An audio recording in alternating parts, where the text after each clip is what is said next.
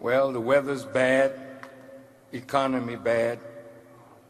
The political environment has deteriorated like the weather.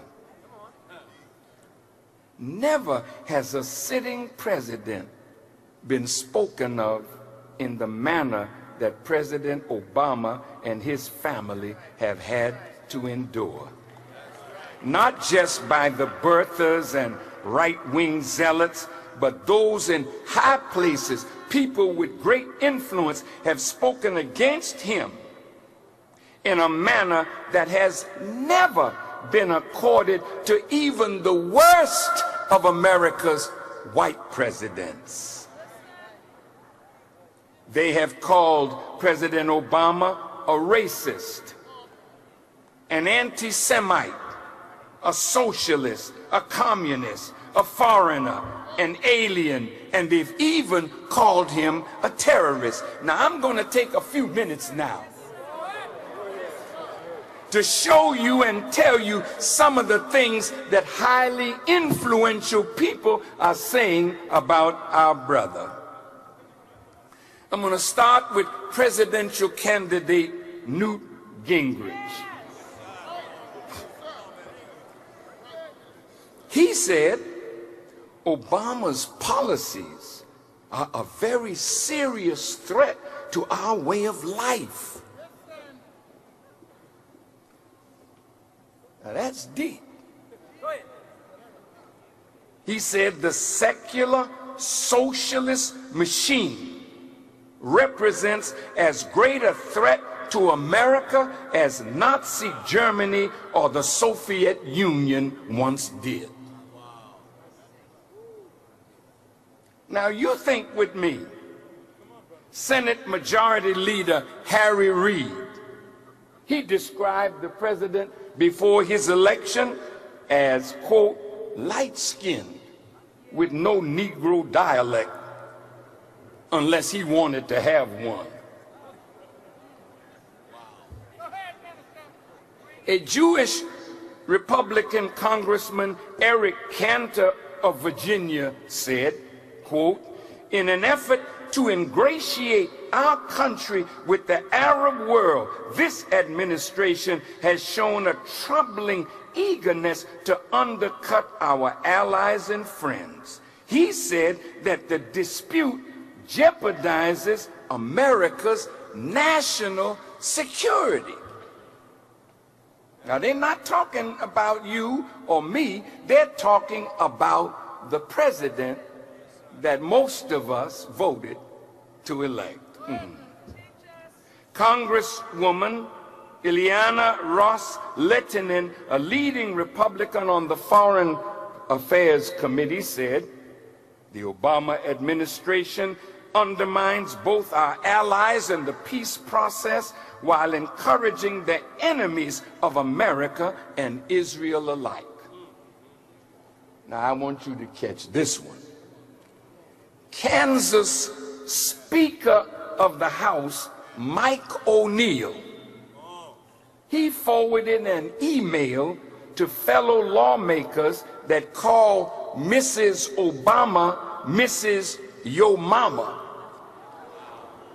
and included a photo comparing her to the Grinch. He referred to President Obama in a Bible verse, Psalms 109, 8th verse. I want to quote the verse, but the whole chapter is what he sent. Let his days be few, and let another take his office. May his children be fatherless, and his wife a widow. May his children be wandering beggars. May they be driven from their ruined homes. May a creditor seize all that he has, and may strangers plunder the fruits of his labor. May no one extend kindness to him or take pity on his fatherless children. Now, this Speaker of the House forwarded this prayer with his own message. Now listen to his message to those he forwarded this prayer to. He said, "At last I can honestly voice a biblical prayer for our president." He asked those he sent the email to, look it up. It is word for word. So let us all bow our heads and say, brothers and sisters, can I get an amen? Amen. Now, these white folks, not little dumb people from the backwoods of Mississippi. These are people with influence. I haven't started yet.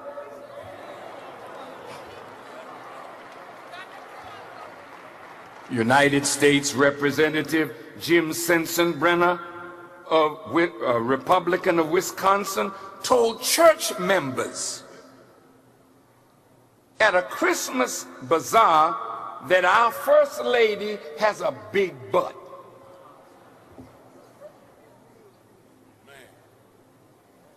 Now, have you ever heard them say about any president's wife, that one has a butt like an ironing board?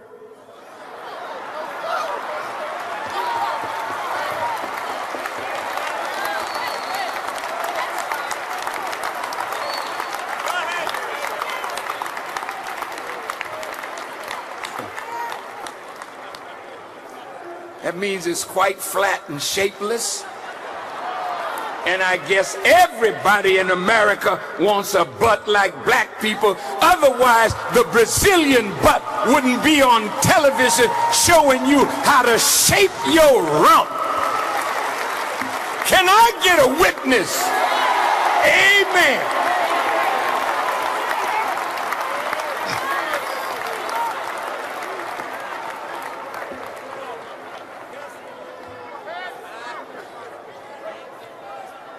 Marilyn Davenport, member of the Orange County, California Republican Central Committee, resigned after she forwarded an email in which President Obama's face is superimposed on a chimpanzee. Now you would think this is from senseless, stupid, uninformed, ignorant white folk. But this is from the group that has been voted into political power. I'm going on. Minnesota State Senator Mike Perry, a GOP Senate candidate, was found to have scrubbed several tweets from his Twitter account, including one that described Obama as a power-hungry, arrogant black man. He said, "My opinion is that our president is arrogant and angry. The fact is that he's a black man."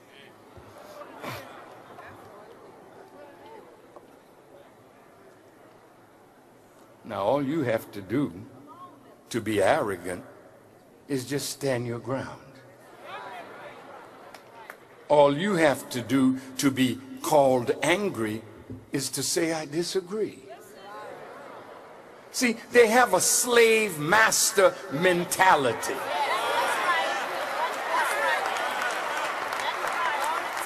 And they don't recognize that slavery is over, baby. And you're going to have to get used to black people angry, peaceful, beautiful.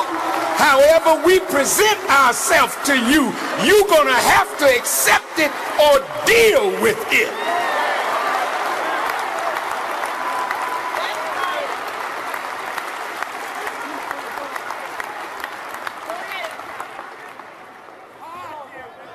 Former President Bill Clinton, after playing the saxophone to get our vote, was talking to the late Senator Ted Kennedy And listen to what he said. This is while his wife was running against him, against President Obama, for the nomination of the Democratic Party. He said, a few years ago, this guy Obama would have been getting us coffee. Clinton also called Obama's run for the White House as the biggest fairy tale I've ever seen.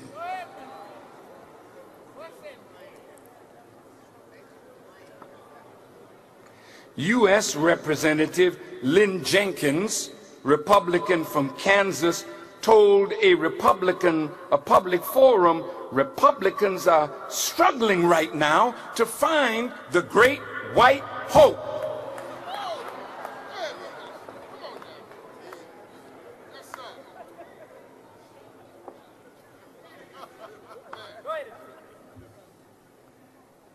Obama has really got them upset. And the Republicans now are looking for some white person, anybody, anybody.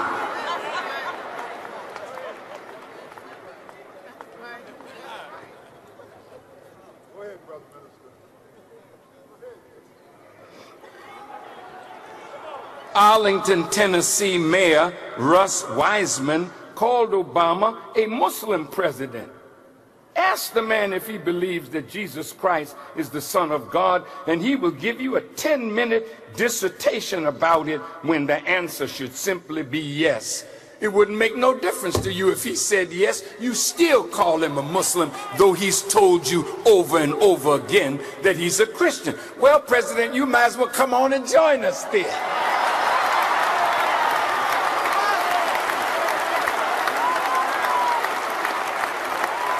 You really would get something done then.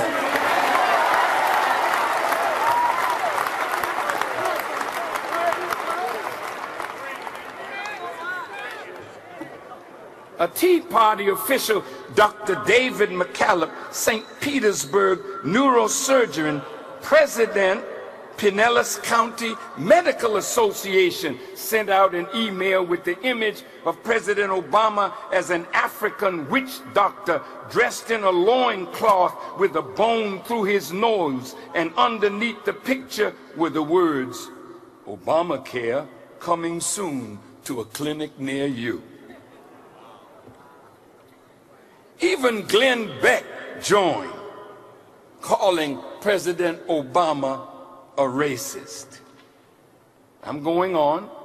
Florida Republican leader David Stork forwarded an email written by GOP volunteer Ron Whitley that said, I see carloads of black Obama supporters coming from the inner city to cast their votes for Obama. This is their chance to get a black president, and they seem to care little that he is at minimum socialist and probably Marxist in his core beliefs. After all, he's black. No experience or accomplishments, but he's black. Now look at all these Republicans that are running for the president. See? What experience do they have? What, you don't care. They're white. So the hell with you. If we want to vote for a brother because he's black, that's our business. We've been voting for you for as long as we've had the privilege to vote. It's an honor for us to vote for one of our own kind.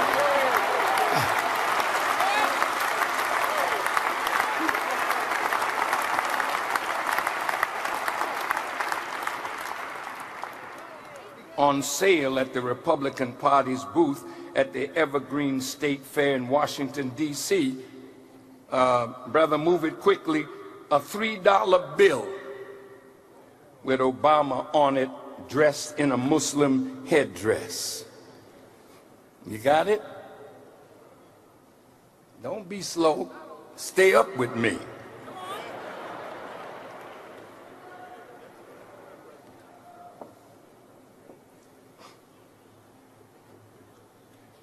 One man from the GOP convention sold a button asking, if Obama is president, will we still call it the White House?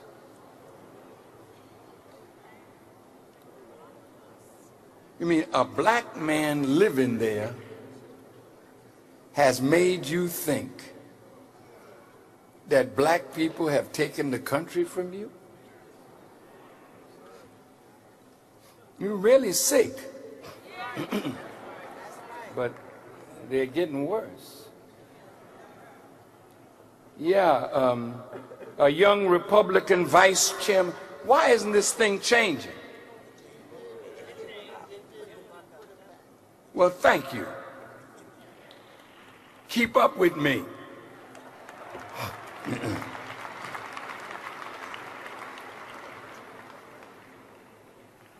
Don't mind me if I don't have patience.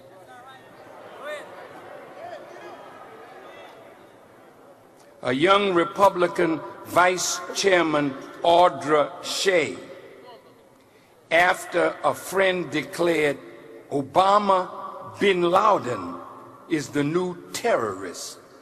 Muslims are on their side. We need to take this country back from all these mad coons and illegals. On Shea's Facebook wall, Shea responded 8 minutes later, "You tell them, Eric, lots of love." Dean Gross, the mayor of Los Alamitos, California, sent an email showing a watermelon patch growing on the White House lawn and the caption, "No Easter egg hunt this year." He resigned and claimed that he was unaware of the racial stereotype that black people like watermelons.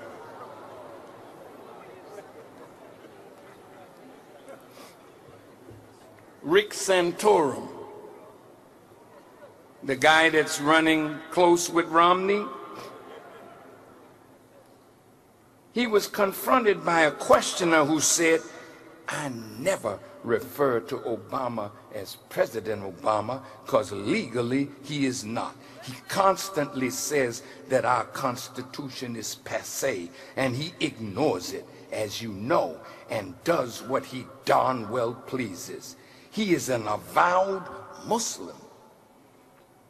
And my question is, why isn't something being done to get him out of government? He has no legal right to be calling himself president." Instead of checking her, Santorum responded, "Well, look, I'm doing my best to get him out of government right now. And you're right about how he uniformly ignores the Constitution. He did this with these appointments over the recess that was not a recess. And if I was in the United States Senate, I would be drawing the line." Okay, now let's look at some of the images. I might have to send a FOI back there.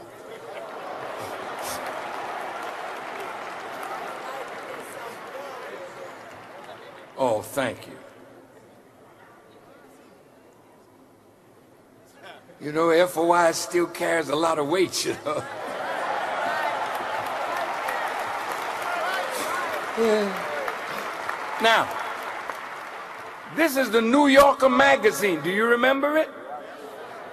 Now, that's our sister Michelle with a heavy afro with military clothes on and an AK-47 and bullets over her shoulder, greeting her husband, Barack Hussein Obama, with a picture behind the two of them of Osama bin Laden. Now, this is a New York magazine put out by Jewish people. I'm not anti-Semitic, I'm just telling the truth. Next, please. Now, look at this. Radical leaders prey on the fearful and naive. National Socialism, Adolf Hitler, Marxists, socialism, I think that may be Lenin. And in the middle, Barack Obama.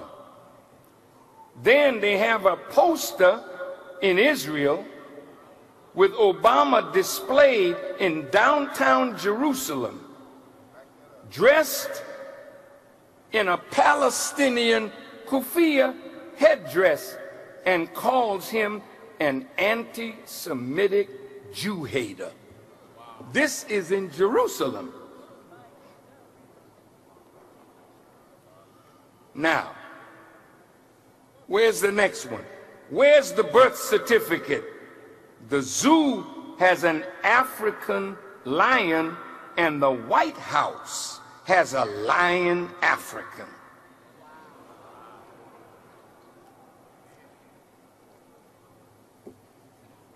I mean, I'm taking my time with this because I want you to see what climate is being built up in America for our brother. Okay, thank you. Next.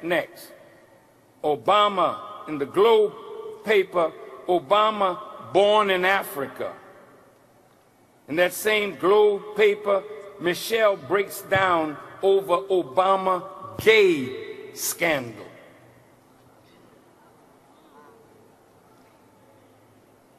You see it? Now, you haven't seen all of these things put together like this. I'm putting it together for a reason.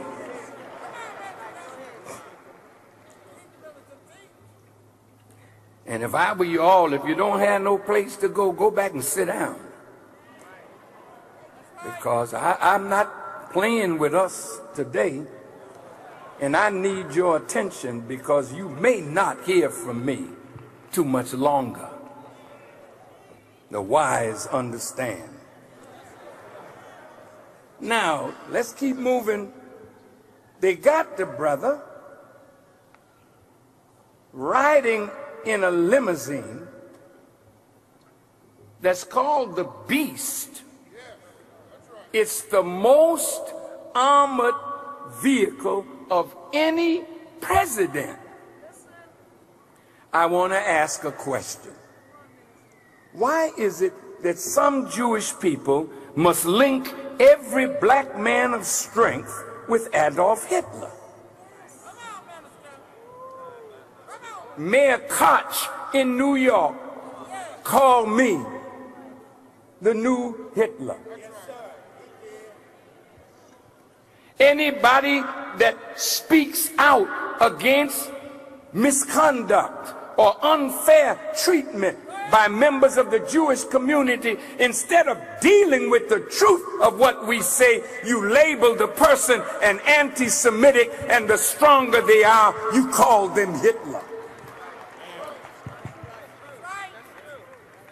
Now they're doing it to President Obama. Look at that picture. That's your president. Now, I didn't do that. I'm not an artist. Look at President Obama with a Hitler mustache and hairdo. Now, listen, if you were Jewish and somebody painted the president of the United States as Hitler, what would be in your heart for the president, knowing what Hitler did to the Jewish people?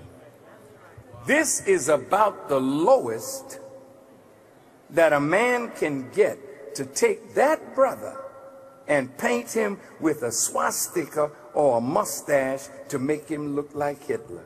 Well, you may say that these are just some silly individuals. And what I would challenge the press, see, I notice how when you rape our women,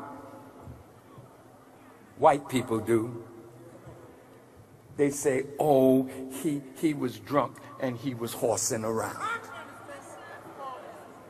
You love to make excuses for your people. But I intend today to close the door on excuses. Because if you join wrong, then the punishment that comes to the wrong and you support it, you die with them.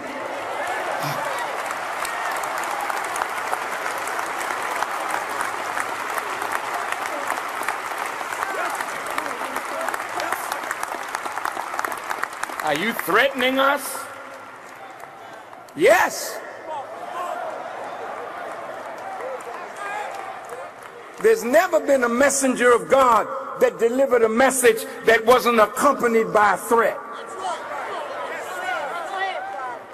It ain't me. I'm just telling you what God is about to do. Now look, despite Obama talking about Israel, look, listen to his words. I and my administration have made the security of Israel a priority. It's why we've increased cooperation between our militaries to unprecedented levels. It's why we're making our most advanced technologies available to our Israeli allies. And it's why, despite tough fiscal times, we've increased foreign military financing to record levels. Now that's Obama talking at AIPAC. Hard to get him to a black affair to say kind words to us and encourage us in our struggle. But he went to AIPAC like the rest of them, on their knees, groveling to the Zionists. All right, I'm coming here. Despite Obama's unqualified statement of unwavering support for Israel and Zionism, the owner of the Atlanta Jewish Times, Andrew Adler, wrote just a few weeks ago that Israel should consider giving the go-ahead for U.S.-based Mossad agents to take out a president deemed unfriendly to Israel. In order for the current vice president to take his place and forcefully dictate that the United States policy includes its helping the Jewish state obliterate its enemies. Then Adler wrote this. Yes, you read correctly. Order a hit on a president in order to preserve Israel's existence.